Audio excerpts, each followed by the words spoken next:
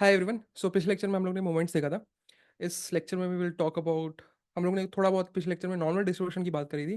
सो हम देखेंगे what is normal distribution और what is Gaussian distribution. Okay, so शुरुआत करते हैं रियल लाइफ से। सो लेट्स से मैंने आपको बोला कि आपकी खुद की कंपनी है जिसमें लेट्स से 2 लाख एम्प्लॉयज़ हैं। ठीक है, सो 2 लाख एम्प्लॉयज़ जो भी हैं, तो अगर मैं बोलूँ कि उन सारे एम्प्लॉयज़ के मैनेजर से आप फीडबैक लो कि भाई कौन अबव एक्सपेक्टेशन काम कर रहा है, या फिर कौन जितना एक्सपेक्ट किया जाए उतना ही काम कर रहा है, फिर कौन बिलो एक्सपेक्टेशन काम कर रहा है, और उनको कोई रेटिंग दे दो 1 से 10 के बीच में। राइट, सो जितने नंबर ऑफ एम्प्लॉयज़ से आप ये फीडबैक लेते रहोगे और उनका एक प्रोबेबिलिटी डिस्ट्रीब्यूशन बनाओगे। Right, so in general natural phenomena ये कहता है कि वो सारे लोगों का जो भी प्रोबेबिलिटी डिस्ट्रीब्यूशन बनेगा वो कुछ ऐसा बनेगा जिसमें कि इतने वो लोग होंगे, इतने वो लोग होंगे जो कि एक्सपेक्टेशंस मीट करते हैं हमेशा से। सिर्फ इतने ही वो लोग होंगे जो कि अबव एक्सपेक्टेशन काम कर रहे हैं, और बहुत ही थोड़े लोग होंगे जो कि अबव एंड बियॉन्ड जाके एकदम एक्सीलेंट परफॉर्म कर रहे हैं। सिमिलरली इतने लोग होंगे जो कि बिलो एक्सपेक्टेशन परफॉर्म कर रहे होंगे, एंड सीरियस अंडर परफॉर्मेंस इतने लोग होंगे। राइट, सो लगभग 50% ऐसे लोग होंगे जो कि एक्सपेक्टेशन मीट कर रहे होंगे, 15% ऐसे लोग होंगे जो बिलो एक्सपेक्टेशन या फिर अबव एक्सपेक्टेशन काम कर रहे होंगे, एंड 10% ऐसे लोग होंगे जो कि सीरियस अंडर परफॉर्मेंस या फिर एक्सीलेंट परफॉर्मर होंगे।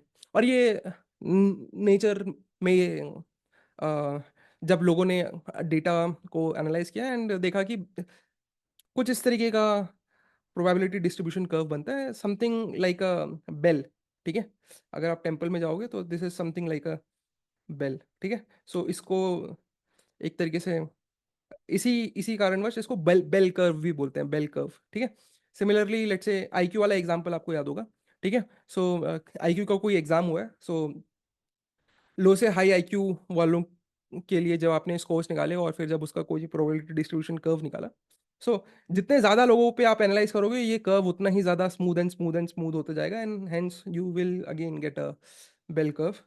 एंड ये कर्व हम लोग ने सेम आईक्यू डिस्ट्रीब्यूशन प्लॉट जो कि हम लोग ने पिछले कुछ लेक्चर्स में देखा था। Right, so there are lot of things in nature जो कि जिसको जब एनालाइज किया जाए तो ये बेल कर्व ही निकल के आएगा। राइट, सो या तो देख देख लेते हैं height for females and height for mails. ठीक है, सो कुछ सैम्पल साइज लिया गया है 4082 का for mails and 1986 for females. Right, and उनका प्रोबेबिलिटी डिस्ट्रीब्यूशन जब बनाया गया, सिंस ये काउंटेबल है तो प्रोबेबिलिटी डिस्ट्रीब्यूशन क्या बनेगा, हिस्टोग्राम टाइप बनेगा। सो ये जो ग्रे में देख रहे हो आप, ये हिस्टोग्राम कर्व दिख रहा होगा आपको। ठीक है, ये जो ये टावर्स टाइप जो भी है ये ग्रे में, ये हिस्टोग्राम्स है। राइट, क्योंकि मेरा सिंपल जो भी मेरा सैम्पल साइज था that is finite.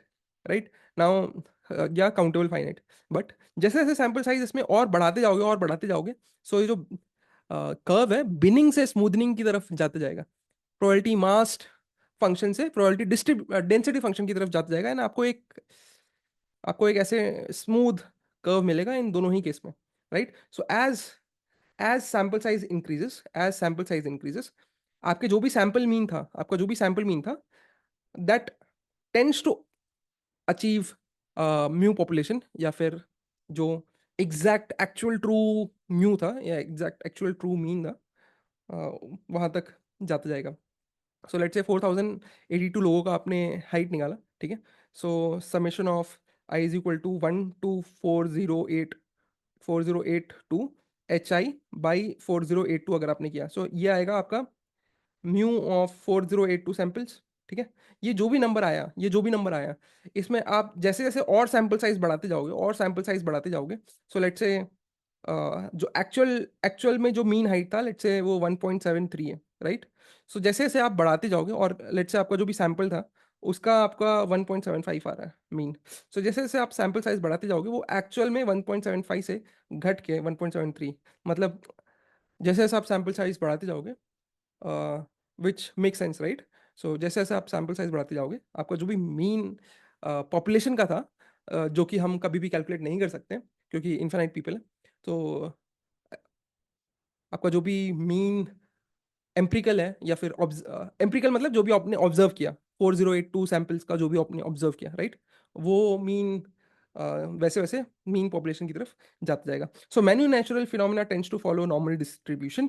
Normal distribution provide a good approximation for these real world variables which help us for analysis and interpretation. अब वो किस तरीके से हेल्प करते हैं थोड़ा देख लेते हैं, ठीक है। सो ये जो गॉसियन डिस्ट्रीब्यूशन है, नॉर्मल डिस्ट्रीब्यूशन है, ये स्पेशल क्यों है, ये स्पेशल क्यों है? सो सबसे पहली बात, जो भी ये नॉर्मल डिस्ट्रीब्यूशन है इस तरीके से डिस्ट्रीब्यूटेड है कि जो भी उसका मीन है, जो भी उसका मीन है, mean centre of gravity, mean इस तरीके से डिस्ट्रीब्यूटेड है कि मीन से कि मीन से सो लेट्स से ये जो भी डिस्ट्रीब्यूशन है इसका मैंने एक स्टैंडर्ड डेविएशन निकाला, ठीक है। ये जो भी प्रोबेबिलिटी डेंसिटी डिस्ट्रीब्यूशन है उसका मैंने एक सैंपल स्टैंडर्ड डेविएशन निकाला। सो मीन से standard deviation mu plus one time standard deviation and mu minus one time standard deviation, ये जो भी इंटरवल होगा दिस इज 68.2%। सो ये वाली जितना भी एरिया है this holds 68.2% of the density, right. Mean से टू टू स्टैंडर्ड डेविएशन आगे और मीन से टू स्टैंडर्ड डेविएशन पीछे। सो ये वाला जो भी इंटरवल है this interval holds around 95.4% density of this distribution. Similarly, mu mean say 3 times sigma and mu say 3 times sigma पीछे. So this interval holds almost 99.7% of the entire density. It is a good graph, it is a symmetric graph. So it is symmetric about mean, it is symmetric about mean, ठीक है। तो special क्यों है?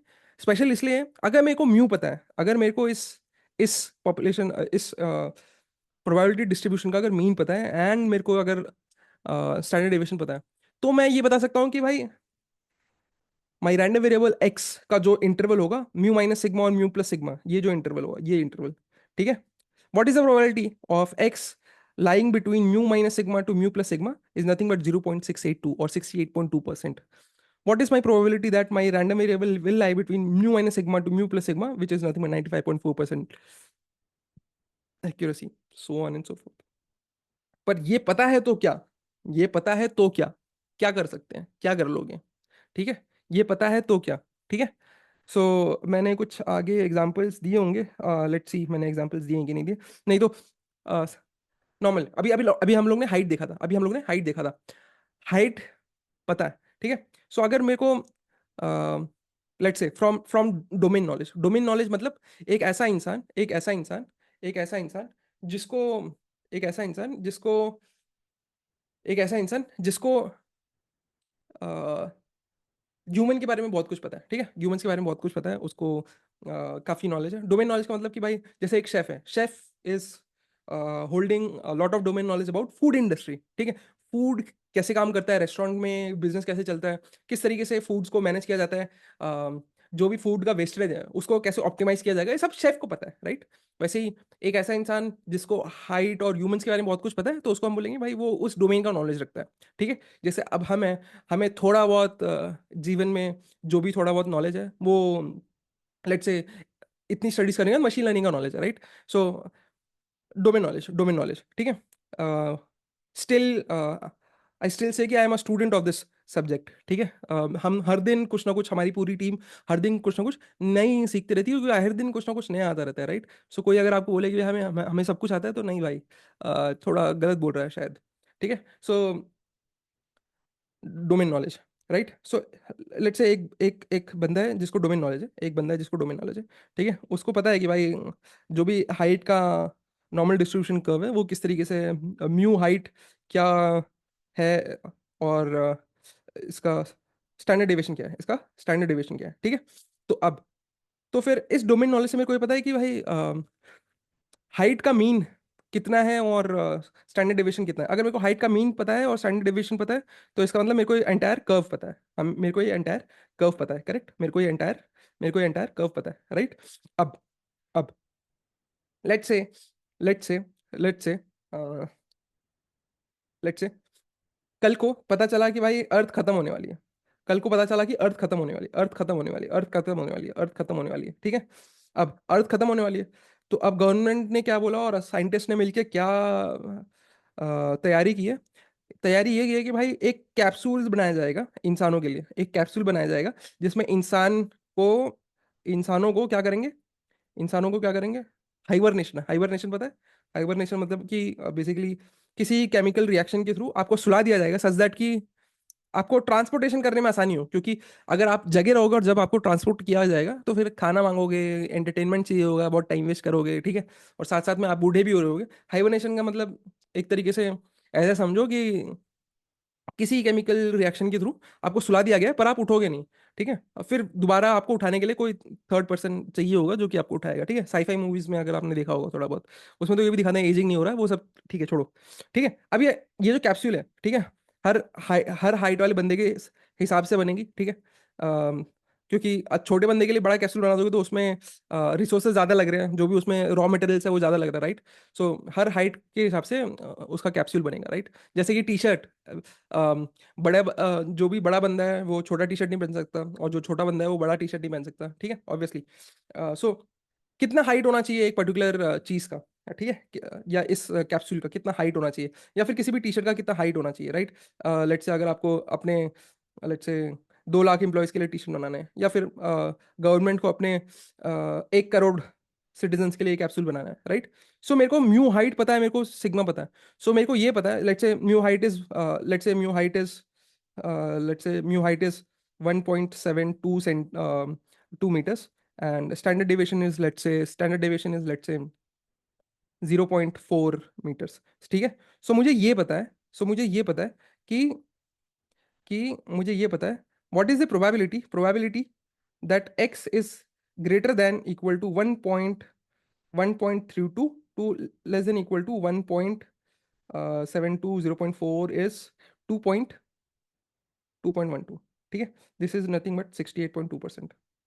इसका मतलब ये है, कि ऐसे कितने लोग हैं जो कि जिनकी हाइट 1.32 मीटर से 2.12 मीटर्स के बीच में है। ऐसे क्या प्रोबेबिलिटी, ऐसे कितने लोग हो सकते हैं? 68.2% प्रोबेबिलिटी है। अगर आपको 68.2% प्रोबेबिलिटी पता है, और आपको पता है कि आपके देश में कितने लोग हैं, लेट्स से 1.4, लेट्स से छोटा देश है, लेट्स से, ठीक है। सो लेट्स से 10 करोड़ पीपल है, ठीक है। सो टोटल टोटल ऐसे कितने लोग होंगे जो इस इतने हाइट के बीच में लाई करते होंगे? That is 10 crore into 68.2% of 10 crore. So that many number of capsule you have to make which can accommodate of any people of length in between this, something of that sort, right?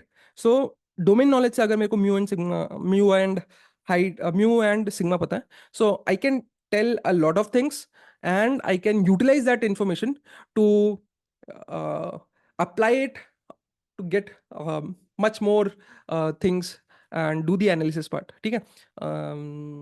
और कोई example दे सकता हूँ क्या मैं? कुछ एक आगे चल के मैंने कोई ब्रिज वाला एग्जांपल दिया है तो उसको भी देख लेंगे, ठीक है। So now why normal distribution is important, because it ha- it happens or occurs in many of the natural phenomena. It is simple, and its mathematical properties are crisp and clear. We know each and everything about its कि भाई क्या moment होगा, क्या kurtosis है, क्या skewness है normal distribution के। We know lot of things, ठीक है। सो अगर कोई भी मेरे को ऐसा डिस्ट्रीब्यूशन मिलता है जो नियर अबाउट भी अगर नॉर्मल डिस्ट्रीब्यूशन से मिलता जुलता है, तो मैं सेम नॉर्मल डिस्ट्रीब्यूशन वाले एनालिसिस सारे के सारे उस डिस्ट्रीब्यूशन के लिए लगा दूंगा। एंड सिंस मेरे को नॉर्मल डिस्ट्रीब्यूशन का सारा इन्फॉर्मेशन पता है, तो मेरे को उस वाले डिस्ट्रीब्यूशन का भी सारा इन्फॉर्मेशन पता चल जाएगा, and hence a good approximation करके मैं बहुत सारी चीज़ों के बारे में पता कर सकता हूँ, राइट। सो मैथमेटिकल सेंस मेरे को म्यू और सिग्मा ही चाहिए इसके लिए, ठीक है। There is something known as central limit theorem, उसके लिए भी एक आगे देखेंगे, ठीक है। छोड़ो, स्टैटिस्टिकल मेथड्स एंड टेस्ट होते हैं, सम हाइपोथेसिस टेस्टिंग होती है, टी टेस्ट होता है, ठीक है। कॉन्फिडेंस इंटरवल्स भी होता है, ये सब देखेंगे आने वाला है सब, ठीक है। एंड यही सारी चीज़ें हैं जो कि इंटरव्यूज में काफ़ी सारी पूछी जाती है।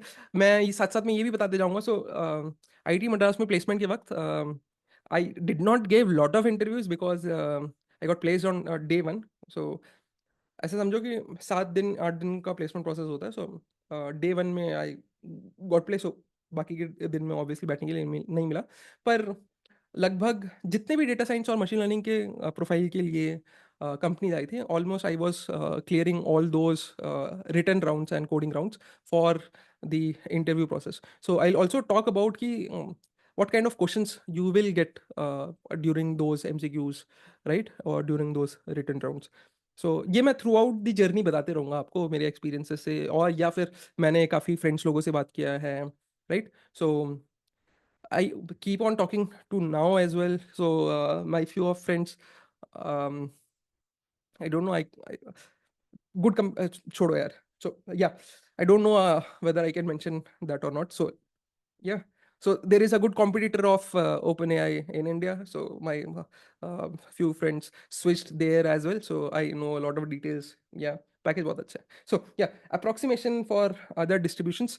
अभी मैंने वही बता रहा था मैं कि अगर मैं दूसरे डिस्ट्रीब्यूशन को भी अगर अप्रोक्सीमेट कर पाऊँ तो फिर बड़ा मजा आएगा. ठीक है. स्टैंडर्डाइजेशन देखेंगे and law of large number देख लेंगे. ठीक है. So real world use cases, let's say quality control in a manufacturing, the normal distribution helps in setting control limits and identifying outliers. ठीक है. So क्या कंट्रोल लिमिट्स होनी चाहिए. सो let's से एक कैसे बताऊं, लेट्स से एक टी शर्ट बनाने वाली कंपनी है, राइट. सो टी शर्ट कितनी छोटी बननी चाहिए, उससे छोटी नहीं बन सकती. उससे छोटी ज़्यादा बनेंगी तो ज़्यादा बिकेंगी नहीं क्योंकि ज़्यादा लोग नहीं रहेंगे, राइट. या फिर इस साइज से ज़्यादा बड़ी नहीं बनाना क्योंकि उससे ज़्यादा बड़ी बनाओगे तो ज़्यादा बिकेगी नहीं. ठीक है. क्योंकि खली जैसे लोग तो एक का दुक्का ही होते हैं, right. So something of that sort. So finance में stock price and returns are often modeled using normal distribution assumptions, which helps towards risk management and portfolio management. Psychometric test कुछ आपने आज तक अगर दिए होंगे तो psychometrics में क्या होता है, test scores and psychological measurements often assume normality for analysis and interpretation. Psychometric test में आप लोग ने situation based question देखे होंगे, अगर नहीं देखोगे तो कुछ ऐसे भी इंटरव्यूज दोगे जो कंपनीज साइकोमेट्रिक टेस्ट लेती हैं पहले, तो क्वेश्चंस बहुत सिचुएशनल बेस होते हैं. ठीक है. तो उनके तो ऐसे सिचुएशन बेस्ड क्वेश्चन के कोई एक्चुअल में आंसर नहीं होता. ठीक है. एक्चुअल में कोई आंसर नहीं होता, लेकिन अब उन लोगों के पास इतना डेटा है कि उन लोगों ने बोला कि भाई अगर ये सिचुएशन में अगर किसी इंसान को रखा जाए, सो सिंस ये एक नेचुरल फिनोमिना है, डोमेन नॉलेज से लोगों को पता चला, तो लोगों ने बोला कि जैसे वो वाला एक अगर आप लोगों ने देखा होगा तो भाई कि अ, एक ट्रैक पे ट्रेन जा रही है, और एक ट्रैक पे ट्रेन जा रही है और वो ट्रेन के पास दो रास्ते हैं. ठीक है. अ, अगर एक रास्ते पे जाएगी तो एक इंसान मरेगा और दूसरे रास्ते पे जाएगी तो 10 इंसान मरेंगे. ठीक है. और वो किस ट्रैक पे जाए वो आपके हाथ में कंट्रोल है. ठीक है. लेट्स से तो आप कौन सी तरफ कंट्रोल वो करोगे. ठीक है. कौन सी तरफ मोड़ दोगे, राइट. सो बहुत लोग बोलेंगे कि भाई एक एक एक वाले बंदे की तरफ मोड़ दो, या बहुत लोग बोलेंगे कि वो 10 वाले बंदे की तरफ मोड़ दो, राइट. ये सिचुएशन बेस्ड है, ये इसका कोई सही आंसर नहीं है. लेकिन उनके पास इतना डोमेन नॉलेज है कि उन्होंने यही सेम क्वेश्चन बहुत सारे लोगों से पूछा, और बहुत सारे लोगों ने फिर ये बोला कि भाई जो भी बोला होगा, राइट. सो सो दे नाउ कंसिडर कि भाई बहुत सारे लोगों ने जो आंसर बोला है that is the benchmark, and then how you perform in that psychometric test based on the benchmark, right. So something of that sort, right. Now, so mathematical expression देख लेते हैं. So Gaussian distribution and normal distribution का. So we say कोई भी random variable is from normal distribution या Gaussian distribution is so x is distributed over normal distribution of mu comma sigma square, where mu is mean and sigma square is the variance. इसको ऐसे भी काफी लोग पढ़ते हैं कि x is sampled from normal distribution of mu and sigma square. Now, so y is nothing but probability x equal to x is f of x, which is the probability density function, is defined as 1 by under root 2 pi sigma x of x of minus half x minus mu square by sigma square. ठीक है. सो काफ़ी जगह यहाँ पे ये 1/2 pi sigma square भी लिख देते हैं, and e ratio power minus 1/2 x minus mu by sigma whole square भी लिख देते हैं. One and the same thing है. ठीक है. नाउ अब इस नॉर्मल डिस्ट्रीब्यूशन में अगर देखोगे, so here mu is sigma, here अरे sorry, here mu is zero. Mu is zero means zero centred mean मतलब यहाँ से अगर आप let's say 100 points, let's say इस डिस्ट्रीब्यूशन इस डेंसिटी से या फिर इस डिस्ट्रीब्यूशन से अगर आपने लेट्स से 100 पॉइंट सैंपल किए. 100 पॉइंट सैंपल्स करने का मतलब क्या है कि यहाँ पे x can take a lot of values, right. this is the x can take lot of values, so at random 100 values, at random 100 values ले लो, और उन x के करस्पॉन्डिंग जो भी f of x आएगा, ठीक है, उनका मीन निकाल के देखोगे तो the mean of that sample sample numbers will be approximately zero. So there is some term, um, sample mean of sample mean distribution of sampling और समथिंग ऑफ दैट सॉर्ट, वो हम अगले लेक्चर्स में देखेंगे, ठीक है। सो एक्चुअली मैं वो जो कॉन्सेप्ट है, मैं उसको अभी इस तरीके से बताना चाह रहा था कि अभी तक हम लोगों ने जितना चीज़ पढ़ी है, क्या हम उससे वो चीज़ समझ सके, तो फिर मैं बोलते बोलते सोचा कि यार नहीं बता पाऊंगा, एंड हेंस मैं रुक गया, ठीक है। तो देखेंगे अगले एक दो लेक्चर्स में ही काफ़ी सारी चीज़ देखेंगे, ठीक है। So one and the same thing, mu minus sigma, mu plus sigma में 68.2% होंगे, एंड 95.4 एंड 99.7। सो ये बहुत कॉन्स्टेंट क्वेश्चन है, और ये इंटरव्यूज में भी ऐसे डायरेक्ट, इंटरव्यूज में नहीं, एमसीक्यूज में डायरेक्ट ही पूछ लेते हैं, ठीक है। सो कोई एक इंटरवल दे देंगे और बोलेंगे कि भाई ये what is the probability of, ठीक है। सो देने का तरीका कैसे भी हो सकता है, as x move away from mu, ठीक है, एक्स जैसे जैसे जीरो से या फिर मीन से जैसे जैसे एक्स अवे बढ़ता जाएगा, y reduces by a factor of e ratio r minus x पर, ठीक है। सो यहाँ इस वाले फॉर्मूलाज में देखो, इस वाले फॉर्मूला में देखो, ठीक है, जैसे जैसे एक्स को बढ़ाओगे, जैसे जैसे एक्स को बढ़ाओगे, जैसे जैसे एक्स को बढ़ाओगे, ठीक है। सो ये चीज, ये वाली क्वांटिटी बड़ी होती जाएगी, मतलब ई ratio power minus of this quantity बड़ी हो रही है, मतलब 1/e पावर दिस क्वांटिटी बड़ी हो रही है, जो जैसे जैसे डिनोमिनेटर बड़ा होगा वैसे वैसे ये एंटायर चीज कम होती जाएगी, ये एंटायर चीज कम होती जाएगी, ठीक है। सो जैसे जैसे एक्स म्यू से अवे होगा, मतलब एक्स म्यू से अवे जाएगा, एक्स म्यू से अवे जाएगा, एक्स म्यू से अवे जाएगा, ठीक है। एक्स म्यू से अवे जाएगा मतलब एक्स माइनस म्यू बढ़ता रहेगा, ये एक्स माइनस म्यू हम लोग ने वेरिएंस और कोवेरिएंस के जो ज्योमेट्रिक इंटरप्रिटेशन था वो उसमें भी देखा था, राइट। सो एक्स माइनस म्यू क्या है, एक्स माइनस म्यू मतलब एक्स और म्यू के बीच में डिफरेंस कितना है, ठीक है। सो एक्स और म्यू के अगर एक्स ये है तो म्यू से डिस्टेंस, एक्स ये है तो म्यू से डिस्टेंस, तो जैसे से ये डिस्टेंस एक्स माइनस म्यू का डिफरेंस जैसे जैसे बड़ा होता जाएगा, एक्स माइनस म्यू का जैसे जैसे डिफरेंस बड़ा होता जाएगा, ये जैसे जैसे डिफरेंस बड़ा होता जाएगा, इसका स्क्वायर बड़ा होता जाएगा, इसका स्क्वायर बड़ा होता जाएगा, तो मतलब 1/e दिस थिंग ये बड़ा होता जाएगा, ये जैसे जैसे बड़ा होता जाएगा तो एज अ होल ये कम होता रहेगा, जो कितने फैक्टर से कम होगा, e⁻⁻x² से कम होगा। सो दैट इज द थिंग। और ये भी चीज हम लोग ने देखी थी भाई, ये सिमेट्रिक है, ये सिमेट्रिक है, ठीक है।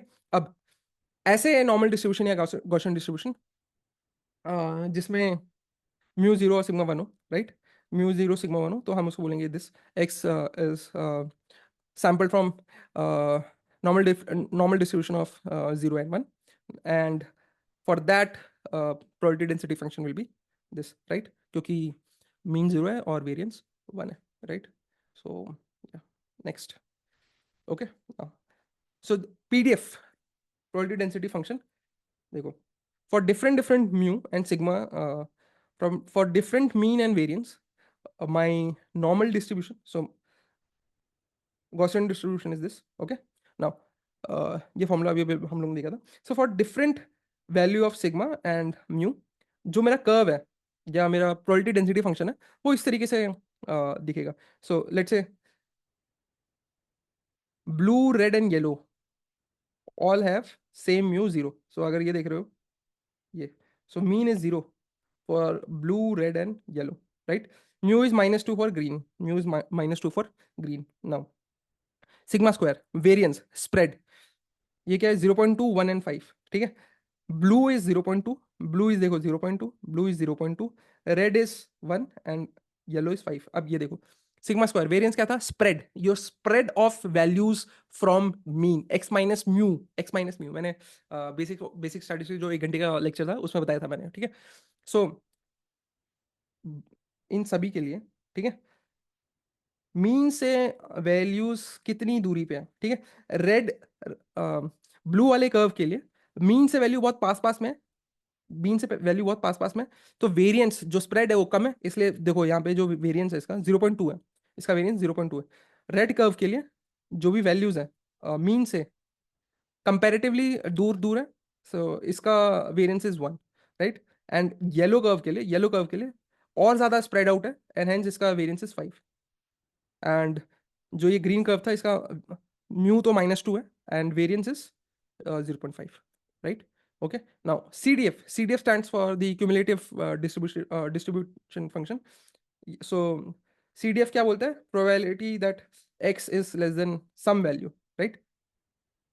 राइट, सो लेट्स से अगर मेरे को प्रोबेबिलिटी निकालनी है, let's say what is the probability that x is less than equal to -2, so -2, so किसी भी कर्व के लिए, लेट्स से ये ग्रीन वाला जो भी कर्व था, जिसके लिए म्यू -2 था और वेरिएंस 0.5 था, उसके लिए अगर मेरे को probability x is less then -2 निकालना है, सो that is nothing but CDF में ये वाला एरिया, करेक्ट, ये वाला एरिया, राइट? CDF हम लोग ने देखा हुआ था सर, राइट? सो ये सारे PDFs के लिए ये सारे CDFs यहाँ पे प्लॉट किए गए, कुछ नहीं है, विकीपीडिया से लिया है मैंने, और कुछ नहीं, ठीक है? नेक्स्ट, स्क्यूनेस थोड़ी देर पहले हम लोग ने पिछले लेक्चर में पढ़ा था।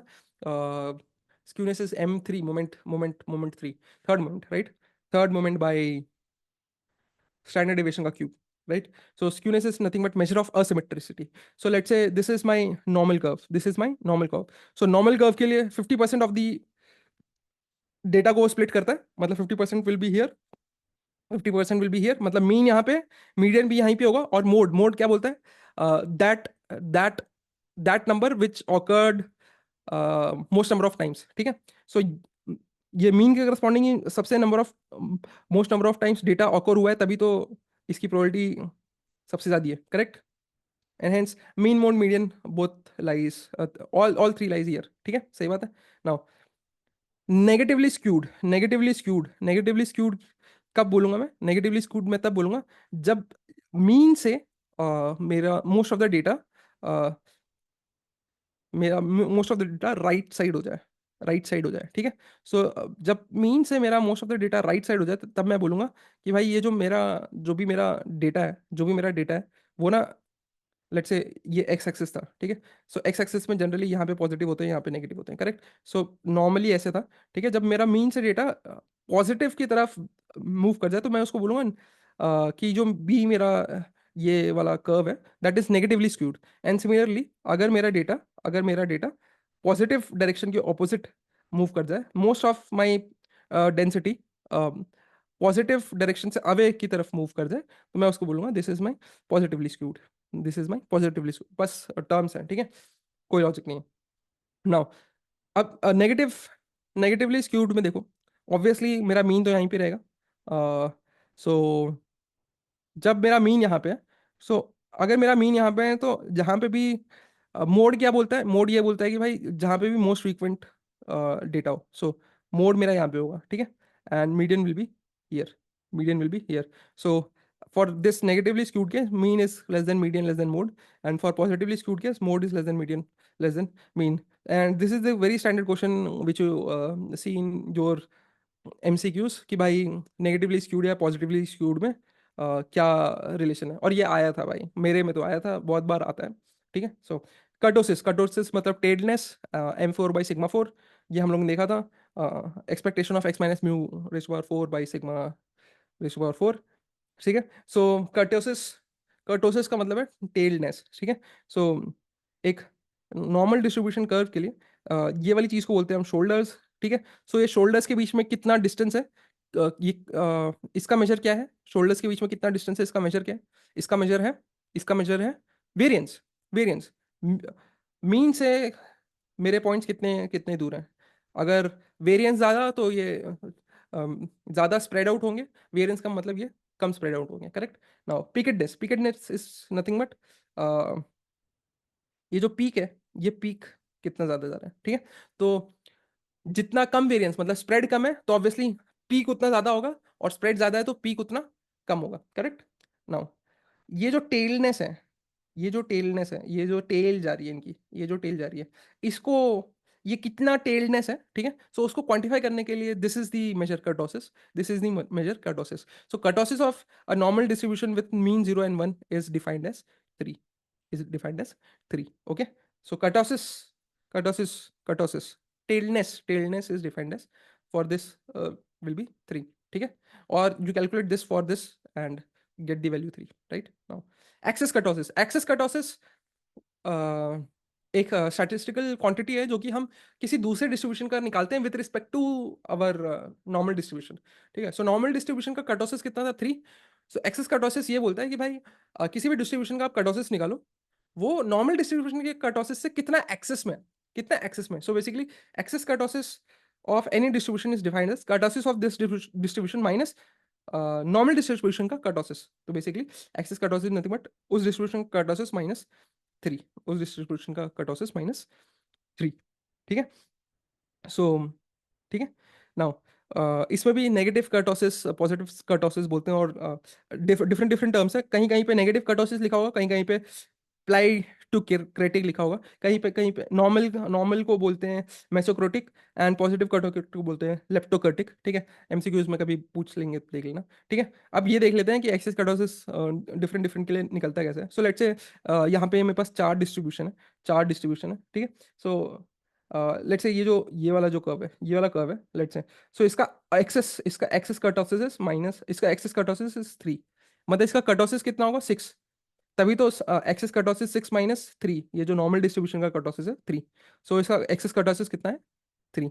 इसका मतलब क्या है, अगर मेरा नॉर्मल डिस्ट्रीब्यूशन का अगर मेरा नॉर्मल डिस्ट्रीब्यूशन का कुछ अरे भाई, अगर मेरा नॉर्मल डिस्ट्रीब्यूशन का टेल कुछ ऐसा होगा।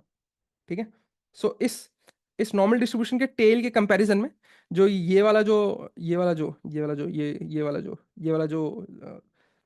डिस्ट्रीब्यूशन है, इसका टेल उस डिस्ट्रीब्यूशन के टेलनेस में और कितना का फर्क है। ठीक है, नाउ इसका एक्सेस कर्टोसिस कितना है ब्लू वाले का, दिस इज 0। एक्सेस कर्टोसिस 0 मतलब इसका कर्टोसिस 3 होगा, मतलब ये खुद नॉर्मल डिस्ट्रीब्यूशन है। सो अब ब्लू वाला और रेड वाला देखो, ब्लू वाला और रेड वाला देखो। सो ब्लू वाले का टेल यहाँ से कुछ, ये जो नॉर्मल डिस्ट्रीब्यूशन का tail is like this, and ये जो रेड वाले का टेल है it is like this, right. So इसका जो टेल टेल है या पूंछ है, ये नॉर्मल डिस्ट्रीब्यूशन के कंपैरिजन में कितना एक्सेस है, इट इज 3। नॉर्मल डिस्ट्रीब्यूशन है 0। इस ग्रीन वाले के लिए एक्सेस कर्टोसिस -1, मतलब एक्सेस कर्टोसिस अगर इसका -1 है ग्रीन वाले के लिए, -1 मतलब इसका ग्रीन वाले का एक्चुअल में कर्टोसिस कितना होगा, 2। देयर फॉर 2 - 3 एक्सेस कर्टोसिस कितना मिल रहा है, -1। एंड हेंस ये वाला, इसका एक्सेस कर्टोसिस कितना, -1.2। इसका एक्सेस कर्टोसिस है -1.2, -1.2 मतलब इसका कर्टोसिस कितना होगा, इसका कर्टोसिस कितना होगा, इसका कर्टोसिस होगा निकालो यार एक्सेस K-3। ठीक है, सो इसका कर्टोसिस होगा -1.2 + 3। ठीक है, सो ये okay. So these are few things. So notation for our Gaussian distribution or normal distribution is n of mu comma sigma square, where mu is your mean and sigma is your standard deviation, or sigma square is your variance. So mu belongs mu belongs to R. So these are some parameters. Parameters मतलब अगर ये पता चल गया तो मेरे को distribution के बारे में सब कुछ पता है, right. So parameters mu belongs to r and sigma square belongs to, so this is square, देखेंगे ये सब मशीन लर्निंग में भी देखेंगे अच्छे से। ठीक है, support is nothing but number of values और random variable can take. So इसमें नंबर ऑफ वैल्यूज और random variable can take is infinite, so X belongs to R. PDF का what is the probability distribution function का equation, what is the cumulative distribution function. Quantile हम लोग देख लिया था, quantile is nothing but इसमें आपको अगर P is nothing but your percentage of quantile, 1%, 2%, 3%, so on and so fourth. So quantile आपको मिल जाएगा, मीन आपको पता है, मीडियन आपको पता है, मोड आपको पता है, वेरिएंस आपको पता है, एमएडी पता है, median about median absolute deviation. Median absolute deviation पढ़ा था बेसिक ऑफ स्टैटिस्टिक्स में। हर एक्स में से मीडियन माइनस करो, उसका एब्सोल्यूट ले लो, और फिर जो भी ये मॉडिफाइड आएंगे इनका मीडियन, राइट। एक और चीज़ बोल रही थी कि ये आउटलायर से ज़्यादा इफेक्ट नहीं करते हैं, राइट। ये सारी चीज़ें देखी थी हम लोगों ने। स्क्यूनेस स्क्यूनेस नॉर्मल डिस्ट्रीब्यूशन का स्क्यूनेस इज 0। ठीक है, अब अगर पॉजिटिवली स्क्यूड आया है, नेगेटिवली स्क्यूड आया है, तो उस केस में स्क्यूनेस कुछ आएगा, पर अभी we are talking about normal distributions. Excess kurtosis is 0, excess kurtosis क्यों, क्योंकि कर्टोसिस -3, इसका कर्टोसिस खुद ही 3 है, तो 3 - 3 0। एंट्रोपी देखेंगे, what is entropy. Entropy is basically summation of x p x, देख लेंगे क्या होता है इसका एंट्रोपी। एंट्रोपी बेसिकली मतलब इंफॉर्मेशन गेन होता है, या फिर number of bits it requires to transfer information. पर ये सारी चीज़ें हम देखेंगे अच्छे से, डीप लर्निंग में भी देखेंगे, क्योंकि वहाँ पे हम entropy, cross entropy, KL divergence, ये सारे पैरामीटर्स देखेंगे, कैसे यूज़ करना है ये सारी चीज़ें, ठीक है। तो ये सारी चीज़ें देख लेंगे, ठीक है। And m g f is the moment generating function is something similar to this, ठीक है। एंट्रोपी हल्के में बताने के लिए मैंने कुछ यहाँ पे लिख रखा है, देख लेना। Minus P log P use करते हैं, राइट। सो देख लेते हैं एक बार एंट्रोपी क्या होता है। So let's say x is tossing a coin, ठीक है। X is tossing a coin. So one आया तो हेड्स है, जीरो आया तो टेल्स है, लेट्स से, ठीक है। सो प्रोबेबिलिटी दैट हेड्स आएगा इज हाफ, एंड प्रोबेबिलिटी जो टेल आएगा वो भी हाफ है, right. So entropy will be minus half times log half and minus half times log half, which is nothing but um, this cancel, minus log half, and minus log half is nothing but log 2, right? Now log 2 is nothing but log 2 is nothing but इसको इस तरीके से देखो कि भाई आपने अगर binary numbers पढ़े होंगे कि भाई मेरे को बाइनरी में 8 को अगर रिप्रेजेंट करना है तो कितने डिजिट्स लगेंगे, that is log 8 base 2, which is nothing but 3 bits में मैं 8 या 8 से कम वाले नंबर्स को मैं सेव कर सकता हूँ in my memory, right. So similarly, so let's say मेरा रैंडम वेरिएबल एक्स है। रैंडम वेरिएबल एक्स कितनी वैल्यूज ले सकता है, 1 और 0, मतलब दो ही वैल्यू ले सकता है, ठीक है। दो ही वैल्यू ले सकता है। सो दो दो इंफॉर्मेशन को मेरे को स्टोर करने के लिए लॉग 2 बिट्स लगेंगे, correct. So number of bits required to store the information, right. Similarly rolling a dice के लिए मेरे को नंबर ऑफ बिट्स कितने लगेंगे, लॉग 6। सो ये नंबर ऑफ बिट्स या मेमोरी रिक्वायर्ड, ये इसलिए बता रहा हूँ क्योंकि ये अभी के लिए समझना आसान है, लेकिन जो भी दूसरा कॉन्टेक्स्ट है, मशीन लर्निंग वाला कॉन्सेप्ट कॉन्टेक्स्ट या फिर डीप लर्निंग वाला कॉन्टेक्स्ट, वो हम तब के तब देख लेंगे, ठीक है। अब यहाँ पे एक और देखने वाली बात है। सो यहाँ पे देखोगे 0.5 के करस्पॉन्डिंग, ठीक है, 0.5। अच्छा, एंट्रोपी को तीन तरीके से समझ सकते हो कि what is the average level of information it is storing, या फिर any random variable. Entropy for a random variable is defined as the average number of information it is storing, या फिर द अनसर्टेनिटी या level of uncertainty at an average it is having, right. So यहाँ पे अगर देखोगे तो अगर entropy का कर्व बनाओगे for a coin tossing random variable, so let's say x is a random variable and this is x axis में मैंने लिखा है probability of x equal to 1, मतलब प्रोबेबिलिटी दैट हेड्स आए, एंड y एक्सिस में entropy, y axis में entropy. Now so in case of unbiased coin, head आने की प्रोबेबिलिटी कितनी है, 0.5, और टेल आने की भी 0.5, right. So when it is a unbiased coin, तभी मेरे पास जो भी एंट्रोपी है वो मैक्सिमम है, दैट इज 1। जो एंट्रोपी है that is 1, that is 1। Let's say अगर मेरी probability of coming heads is not 0.5, let's say 0.6 या 0.4, मतलब बाइस्ड कॉइन है, या तो हेड आने की प्रोबेबिलिटी ज़्यादा है या तो टेल्स आने की प्रोबेबिलिटी ज़्यादा है। सो लेट्स से हेड आने की प्रोबेबिलिटी कम है। सो अगर अगर हेड आने की प्रोबेबिलिटी कम है, अगर हेड आने की प्रोबेबिलिटी कम है, अगर हेड आने की प्रोबेबिलिटी कम है, लेट्स से दिस, ठीक है। लेट्स से हेड आने की प्रोबेबिलिटी 0.3 है। सो अगर 0.3 पे मेरी देखो entropy is less then 1, entropy is less then 1, मतलब जो अनसर्टेनिटी है, ठीक है, जो अनसर्टेनिटी है कि हेड्स आएगा कि टेल्स आएगा, वो कुछ हद तक कम हो गई है, क्योंकि मेरे को ये पता है अगर आप बोलोगे कि भाई मैं कॉइन टॉस कर रहा हूँ, हेड आएगा या टेल आएगा, क्या क्या पॉसिबिलिटी है, तो मैं बोलूँगा भाई इट इज़ अनसर्टेन, क्योंकि 50% टाइम हेड्स आ सकता है, 50% टाइम्स टेल्स आ सकता है। लेकिन जैसे ही कोई एक प्रोबेबिलिटी आप ज़्यादा कर दो, मतलब बोलो कि भाई ये एक बायस्ड कॉइन्स है, इसमें हेड आने की प्रोबेबिलिटी या तो ज़्यादा है या तो कम है, ठीक है। उस चीज़ से मेरे को ये पता चल जाएगा कि भाई तो लेट्स से कि अगर हेड्स आने की प्रोबेबिलिटी कम है, इसका मतलब ये है कि मेरे को सम लेवल ऑफ श्योरिटी है कि भाई ज़्यादातर चांस है कि टेल्स ही आ जाएगा, क्योंकि हेड की प्रोबेबिलिटी कम है। तो अगर सम लेवल ऑफ श्योरिटी है तो मतलब अनसर्टेनिटी कम हो गई, अगर अनसर्टेनिटी कम हो गई मतलब एंट्रोपी कम हो गई। So that is what entropy is, right. So the average level of information और सरप्राइज और अनसर्टेनिटी, ठीक है।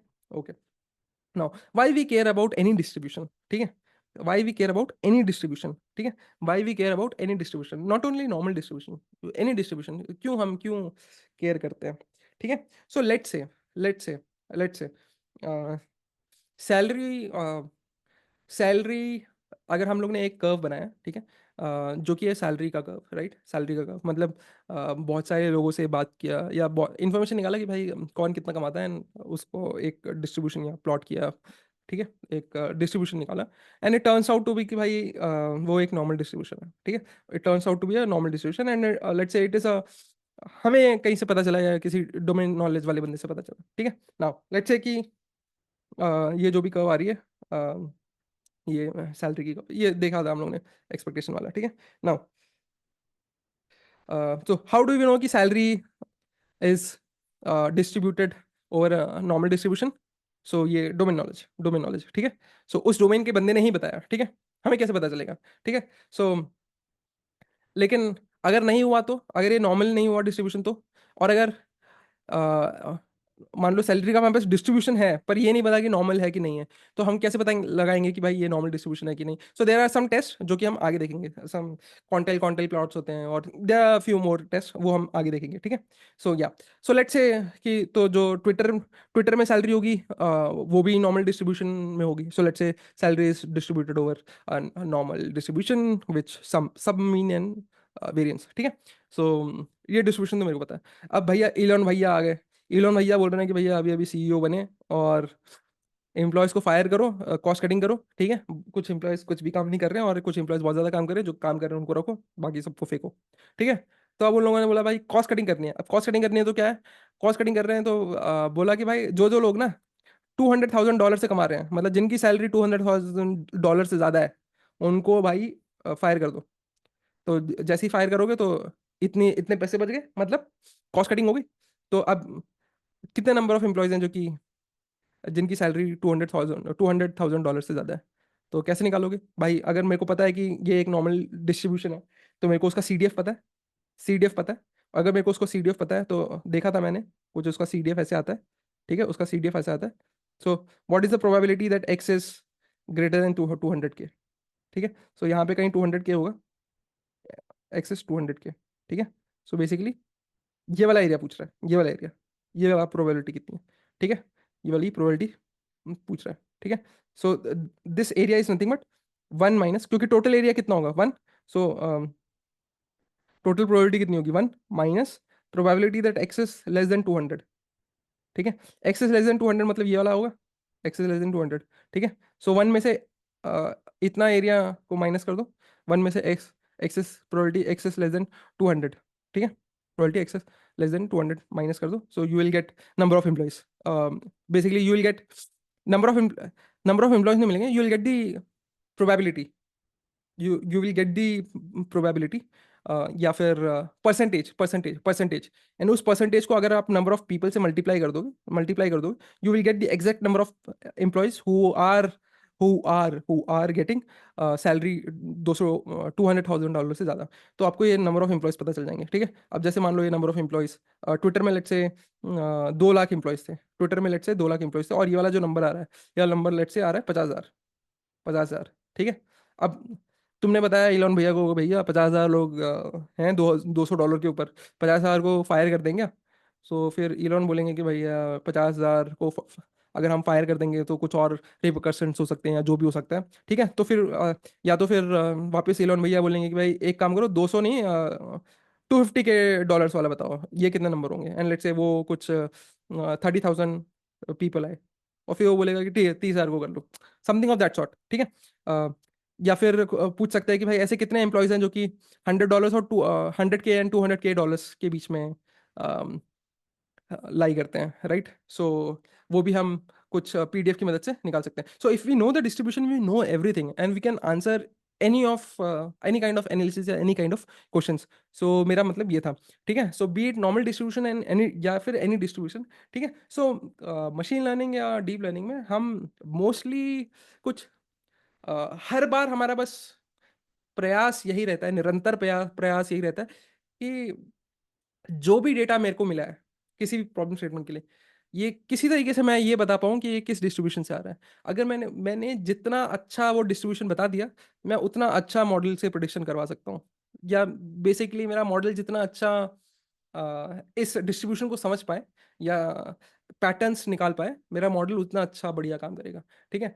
बहुत ऊपर से क्योंकि मैं बहुत सारी चीज़ें स्किप कर सकता हूँ इस पार्ट में, क्योंकि अभी आपको, अगर आप ये लर्न कर रहे हो फ्रॉम वेरी बेसिक, तो अभी आपको डोमेन नॉलेज नहीं है, तो वो धीरे धीरे डोमेन नॉलेज दूंगा मैं आपको, सो दैट कि हम आगे सीखेंगे आराम से, ठीक है। So construction of A bridge मैंने बोला था। सो लेट्स से कि ये ब्रिज बना रहे हैं, ठीक है। लेट्स से ये ब्रिज बना रहे हैं, ठीक है।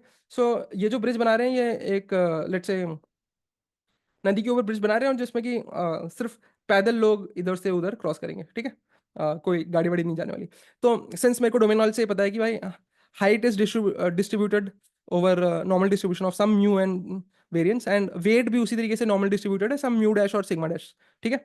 तो और मेरे को अब ये पता है कि भाई लेट्स से कि मैं जो ब्रिज बना रहा हूँ इस ब्रिज पे कितने एट ए टाइम कितने लोग एक साथ क्रॉस कर सकते हैं, कितने लोग एक साथ क्रॉस कर सकते हैं। सो बेसिकली मेरे को कैपेसिटी पता है, number of people on bridge is nothing but capacity. अब मेरे को जब कैपेसिटी पता है तो मुझे ये पता है कि भाई कितना एट एन एवरेज कितने हाइट का बंदा या कितने एट एन एवरेज कितने वेट का बंदा इसमें आ सकता है। सो मैं ये मानूंगा कि लेट्स से इस ब्रिज पे जितने भी लोग एक साथ आ सकते हैं रैंडमली, लेट्स से ज़्यादा जैसे जैसे मैं नंबर ऑफ पीपल इस ब्रिज पे बढ़ाते जाऊंगा वैसे वैसे मैं ये बोल सकता हूँ कि इस ब्रिज पे मौजूद लोगों की height at an average will be sampled from normal distribution of this normal distribution and this normal distribution, and at an average what will be the probability that height height will be lying between height will lie between mu minus